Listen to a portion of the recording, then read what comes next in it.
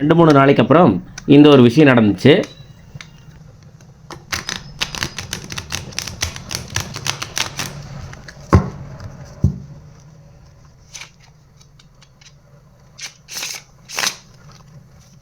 வணக்கம் சகோ.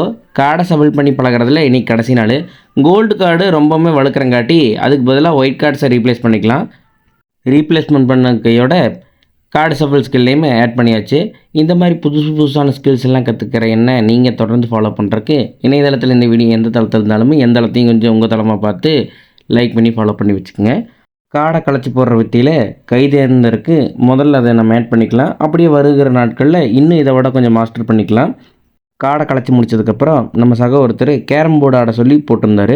அதனால் ஒரு கேரம் போர்டு எடுத்துகிட்டு அப்படியே காயின்ஸையும் எடுத்துகிட்டு பர்ஃபெக்டான ஒரு ஷாட்டை கொண்டு வரக்கான ப்ராக்டிஸை அடுத்த வர நாட்களில் பண்ணிவிட்டு உங்களுக்கு நான் அப்டேட் பண்ணுறேன். அடுத்த வீடியோவில் சந்திக்கலாம். டாட்டா பை.